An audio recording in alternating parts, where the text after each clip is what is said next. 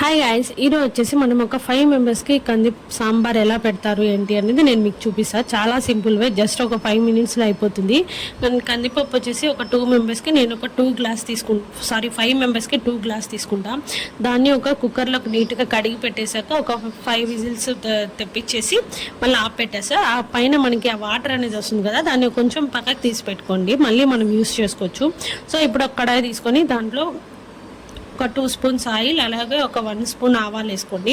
అది బాగా చిట్లాక దాంట్లోనే కొంచెం జీలకర్ర వేసుకునేసి మీరు ఎనీ వెజిటేబుల్, సాంబార్కి ప్రాసెస్ మొత్తం ఒకటే, జస్ట్ వెజిటేబుల్స్ చేంజ్ అవుతూ ఉంటాయి కాబట్టి. సో నేనైతే ఈరోజు బెండకాయతో సాంబార్ చేస్తున్నాను. బెండకాయ, టొమాటో, అలాగే ఒక 3 పచ్చిమిర్చి అలా యాడ్ చేశాను. వీటిని మనం ఏం చేయాలంటే జస్ట్ ఒక 10 మినిట్స్ వరకు మనం కొంచెం రోస్ట్ చేసుకుంటే సరిపోతుంది. దాని తర్వాత మనం పప్పులో మిగిలిన వాటర్ ఏదైతే ఉందో దాన్ని ఒక గ్లాసులో తీసి పెట్టుకున్నాం కదా, సో ఆ వాటర్ని మనం ఇప్పుడు వేయాలన్నమాట. అది దీంట్లో ఫుల్ బద్దలు మునిగేదాకా వాటర్ అనేది మనం పోసి పెట్టుకుంటే మనకి బద్దలు అనేవి తొందరగా ఉడికిపోతాయి మెత్తగా.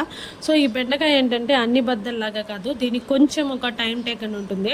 ఒక 15 మినిట్స్ అలా వదిలేసారనుకోండి, ఉప్పు వేసేసి వదిలేసేయండి, జస్ట్ లిటిల్ బిట్ సాల్ట్ అలా యాడ్ చేసి వదిలేయండి.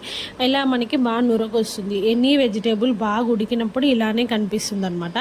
సో దాన్ని మనం ఇప్పుడు ఏం చేసామంటే, దీంట్లోనే బాగా ఉడికిపోయింది కదా, జస్ట్ ఇప్పుడు మనం టెస్ట్ చేసుకోవాలి ఎలా ఉంది ఏంటి అన్నది.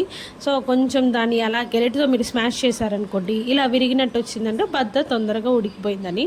సో దీంట్లోనే మనం ఇప్పుడు కందిపప్పు ఏదైతే ఉడికించి పెట్టుకున్నామో ఆ కందిపప్పుని దీంట్లో యాడ్ చేస్తాం. సో యాడ్ చేయగానే దీంట్లో మనం కారము, ఉప్పు, ఇంకా సాంబార్ పొడి అయితే 1 స్పూను, జస్ట్ మిరప్పొడితో చేసే వాళ్ళైతే ఒక 2 స్పూన్స్ అలా వేసుకోండి. 2 స్పూన్స్ రెడ్ చిల్లీ పౌడర్, అలాగే కొత్తిమీర, కరివేపాకు అండ్ రుచికి సరిపడా సాల్ట్ కూడా యాడ్ చేసుకొని, మనం చింతపండు ఉంటుంది కదా దాన్ని ఇలా మొత్తం చేత్తోనే స్మాష్ చేసి ఆ వాటర్ ఏదైతే ఉందో దాన్ని తీసుకోవాలి. సో ఇలా బాగా మెత్తగా కలిపేసుకున్నారనుకోండి, దాంట్లో ఉన్న పులుపు అంతా కూడా మనకి చింతపండు వాటర్ కొంచెం లిక్విడ్గా కాకుండా కొంచెం ముద్దగా వస్తుందన్నమాట. సో ఇలా ఒక గిన్నెలో ఉంచేసుకొని, సో ఈ వాటర్ని మనం ఇప్పుడు పప్పులో వేసామనుకోండి, ఈ వాటర్ వేసేసాక ఒక 10 మినిట్స్ అలా సిమ్లో పెట్టేయండి, తొందరగా ఉడికిపోతుంది. అండ్ లాస్ట్లో కావాలంటే మీరు కొంచెం చక్కెర కానీ 1 స్పూన్ లేదా బెల్లం కానీ వేసుకోండి, ఎందుకంటే చింతపండు పుల్లగా ఉన్న ఆ బెల్లము మనం ఏదైతే చక్కెర వేస్తామో దానికి టేస్ట్ సరిపోతుంది అనమాట. సో నేనైతే చక్కెర యూజ్ చేస్తాను, అండ్ మీరు బెల్లం కూడా వేసుకోవచ్చు. అండ్ లాస్ట్లో చూసారా ఇలా ఉడుకుతుంది బాగా ముద్దగా, అండ్ చాలా బాగుంటుంది టేస్ట్. సో నేనైతే ఇలానే చేస్తాను, అండ్ మీరు ఎలా చేస్తారు అనేది కామెంట్లో చెప్పండి. అండ్ నచ్చితే లైక్ చేయండి, షేర్ చేయండి, కామెంట్ చేయండి, డూ సబ్స్క్రైబ్. Okay, bye.